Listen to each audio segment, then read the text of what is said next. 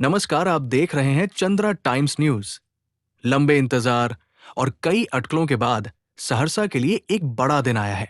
Railway board ने सहरसा के बहुप्रतीक्षित यार्ड रिमॉडलिंग परियोजना को आखिरकार मंजूरी दे दी है। 9 दिसंबर को इस महत्वाकांक्षी परियोजना पर मुहर लग गई, जो सहरसा जंक्शन के भविष्य को बदलने वाली है। हालांकि परियोजना के बजट में कटौती की गई है, लेकिन इसके महत्व और प्रभाव में कोई कमी नहीं आई है।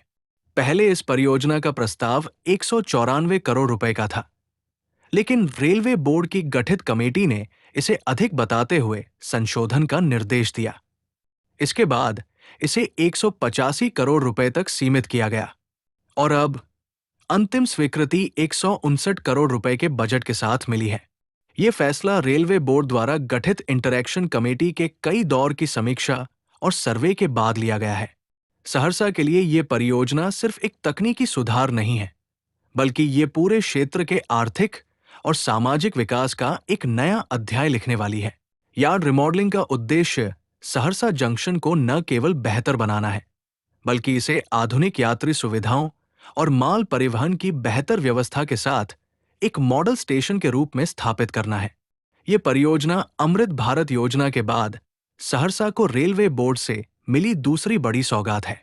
परियोजना के तहत सहरसा जंक्शन में अब 10 नए प्लेटफॉर्म बनेंगे, जिससे प्लेटफॉर्म की कुल संख्या 15 हो जाएगी।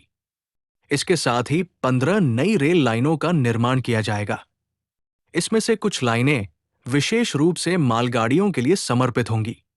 मौजूदा स्थिति में सहरसा में केवल 5 प्लेटफॉर्म हैं, जो जंक्शन की बढ़ती जरूरतों को पूरा करने में असमर्थ हो रहे थे। नई लाइनों और प्लेटफॉर्म के निर्माण से ट्रेनें समय पर चलेंगी और यात्रियों को प्लेटफॉर्म उपलब्धता के लिए इंतजार नहीं करना पड़ेगा। योजना में बंगाली बाजार रेलवे फाटक का स्थानांतरण भी शामिल है।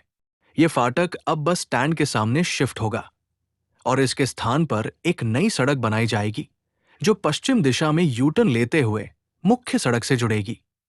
ये बदलाव यातायात को सुगम बनाने और भीड़ भाड़ को कम करने के लिए किया गया है।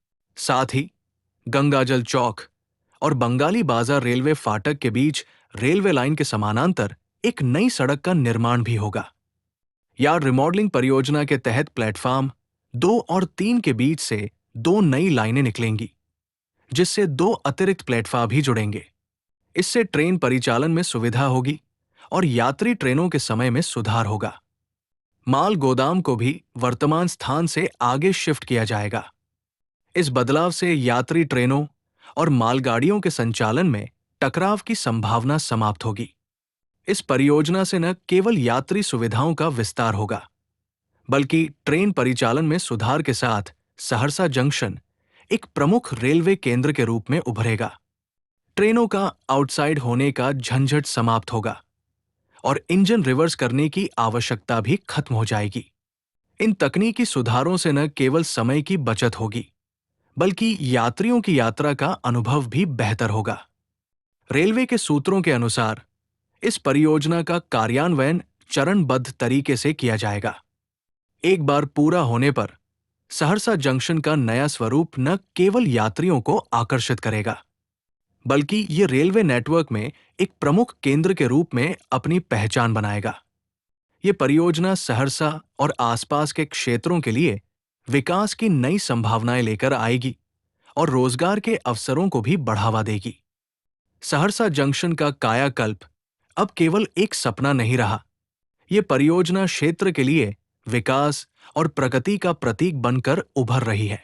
आने वाले वर्षों में सहरसा जंक्शन न केवल बिहार, बल्कि पूरे पूर्वोत्तर भारत का एक महत्वपूर्ण रेलवे केंद्र बन जाएगा।